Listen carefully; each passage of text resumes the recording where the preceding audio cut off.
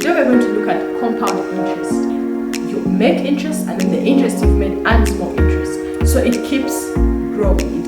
Now in today's video, I wanted to talk about one, how can it be applied here in Uganda practically, and then I also want to talk about what are the downsides, because it's not exactly perfect. It has other things that you have to put into consideration.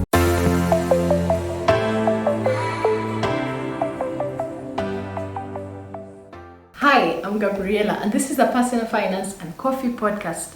And on this channel, we talk about money and finances. How can we manage the money that we make so that we don't feel like 5 years later, 10 years later, I made the money, but where has it all gone? That's what we talk about here. And if you find this interesting, you can like this episode and subscribe so that you don't miss upcoming episodes. Now, today we're going to look at compound interest. What is compound interest? The concept basically is you earn interest on your interest. It's a simple version of it, really. It's just you make interest and then the interest you've made earns more interest. So it keeps growing, it keeps increasing. And when it's growing, it does not grow like in a straight format. It grows, it starts really slowly, and then over the years, it grows rapidly. Now, most times people talk about this in the context of preparing for retirement. If you're making investments, you don't touch the money. If you make interest, you let the interest keep there and earn more interest. Now, in today's video, I wanted to talk about one, how can it be applied here in Uganda practically, and then I also want to talk about what are the downsides, because it's not exactly perfect. There's other things that you have to put into consideration. First of all, when it comes to compound interest, there are different ways you can apply it.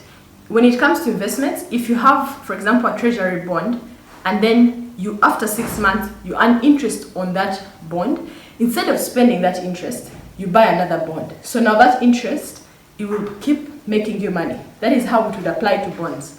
When it comes to shares, if you've bought shares and then MTN has paid dividends, instead of spending the dividends, you buy more shares in MTN. So the dividends they paid you are now going to make you money. And then when it comes to the unit trusts, as long as the money is on the account, it will automatically keep compounding. It will keep on compounding. All you have to do is let the money stay there on the account. When it comes to business, if you've made a profit and you invest back into your business, whichever business that you have, then ideally it should grow. When it comes to business, it's not as straightforward because there are other elements that the risk level is not exactly the same as these paper assets. So that is how one can choose to apply it. These are some of the examples. Now, the side that can be a downside, in quotes, I don't know whether I should say downside, is because for compound interest to work, it needs a lot of time. Setting aside money for the future for a very extended amount of time, you can find that you will get there 10 years later, 20 years later, and because of inflation, the cost of living is much higher. Now, if your entire retirement is on, this is going to work, let me just save the money and to compound, and there's nothing else that you're doing, there's a risk to that, a very high risk to that. That is something to factor in, that inflation may not counter it, and it will take you like 20 years or 30 years for it to start, compounding at a very large rate. Now, the other thing to keep in mind is that when you, for example, invest in your ability to earn more money, it is a better investment than putting money into places for it to compound. This is what I'm trying to say. When you invest in your skill, for example, or your ability to solve problems in the market, then you will earn more money. Rate of growth when you earn more money will be higher than if you only put the money to compound. That is also something to keep in mind. Now, when you're at a place where your capacity to earn more has increased, then you work hand in hand with the compound interest. Because now the money that you're making is more, and then you're able to have money to live your life as well as save and set as and invest for it to compound. So compound interest does not work alone. It goes hand in hand with the ability to earn more and growth. So when we set it aside alone, like it becomes very risky, and you feel like You can even get depressed after you've said, okay, they said compound interest. You know how they talk about people who have invested in, abroad, people who have invested, and because it compounded, they became millionaires much later. Your ability to earn will actually make it even faster for you to have money to invest and for it to compound. So I think it's important that you do not overlook ability to increase income simply because of compound interest, the expectation that it will solve all your problems. Now, the third and the final that I would like to share in terms of compound interest is that if you deprive your lifestyle and all you want to do is set aside money, and you're not actually enjoying in the moment certain elements.